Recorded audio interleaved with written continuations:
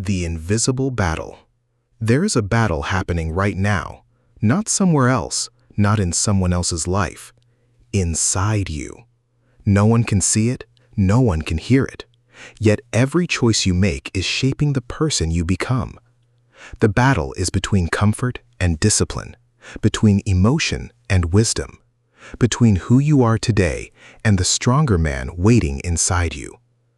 The Stoics believed that every great life is built from silent victories that nobody applauds. Marcus Aurelius reminded himself every morning that challenges were not punishments, they were opportunities to strengthen his character. Real strength is not loud, it does not need attention.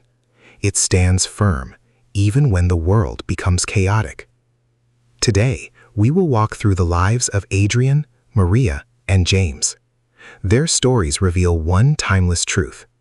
Your greatest enemy is not outside you. It is the part of you that refuses to grow. And your greatest weapon is self-control, calm, steady, and unshakable, carrying the sculpted grace of a mind that has mastered itself. Adrian and the first lesson. Adrian believed success meant controlling everything around him. He tried to change people, he argued, he worried about every opinion. Every failure felt personal.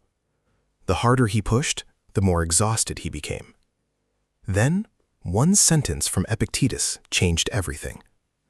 Some things are within our control, and some are not. For the first time, Adrian stopped fighting the world. He could not control the weather. He could not control other people's actions. He could not control yesterday, but he could control his response. That small realization became the beginning of freedom. The Stoics called this the dichotomy of control. The moment you stop wasting energy on what you cannot change, your power returns. Not all at once, one decision at a time. Maria and the education of desire. Maria thought self-control meant saying no to everything she wanted. She forced herself to ignore every desire. Eventually, she became tired and frustrated. Then, she discovered something deeper. The Stoics never taught us to destroy desire. They taught us to educate it. Ask yourself, does this desire make me stronger, or does it make me weaker? A healthy desire builds discipline. An unhealthy desire builds dependence. The goal is not to become emotionless. The goal is to want better things. When your desires become wiser, your decisions become easier. That is the quiet elegance, the sculpted grace of a disciplined soul. The smallest moments matter. Most people wait for a dramatic moment to prove their strength. The Stoics never did. Character is built in ordinary moments. Choosing not to react. Choosing to finish the task. Choosing to wake up when comfort whispers, sleep. Every small decision becomes another stone in the foundation of your life. Nobody notices these moments, but your future is built from them. Discipline is never created in one heroic action. It is carved patiently through thousands of invisible choices. James learns freedom. James believed people controlled his happiness. Praise lifted him. Criticism destroyed him. His emotions belonged to everyone except himself. Then he realized something powerful.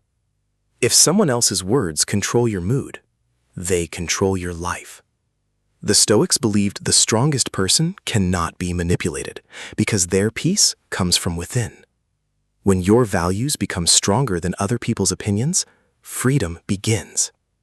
The world loses its power over you, not because it becomes kinder, but because you become calmer. Self-control multiplies everything. Talent without discipline disappears. Knowledge without discipline stays unused. Dreams without discipline remain dreams. Self-control strengthens every gift you already possess. A disciplined mind learns faster. A disciplined heart loves better. A disciplined body grows stronger. Every great quality becomes greater when guided by self-control. This is why Stoicism never begins with changing the world. It begins with mastering yourself. Marcus Aurelius and the Daily Return. Marcus Aurelius ruled an empire for 19 difficult years. Wars surrounded him, disease spread across the land, betrayal existed even inside his own circle. Yet every night he returned to the same practice: reflect, correct, continue. He never claimed perfection, he simply refused to stop returning. That is what made him extraordinary.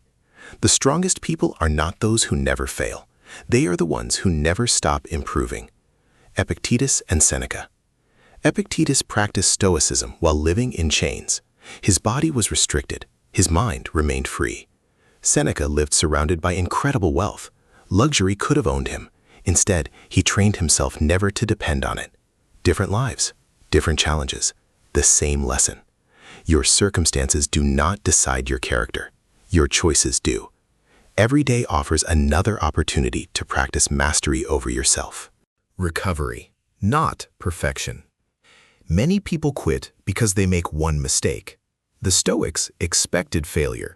What mattered was recovery. You lose your temper. Recover. You break your routine. Recover. You fall into old habits. Recover. Strength is not measured by how rarely you fall. It is measured by how quickly you stand again. Each return reshapes your character. Like a sculptor removing another piece of unnecessary stone, every recovery reveals the stronger person hidden within. That is true sculpted grace. Your greatest weapon. The battle is still happening, inside you. Every morning, comfort will invite you to stay the same. Fear will ask you to hesitate. Distraction will steal your attention. But wisdom will quietly whisper another path. Choose discipline, choose patience, choose courage. Because the person who masters themselves cannot be defeated by temporary emotions, outside opinions, or changing circumstances.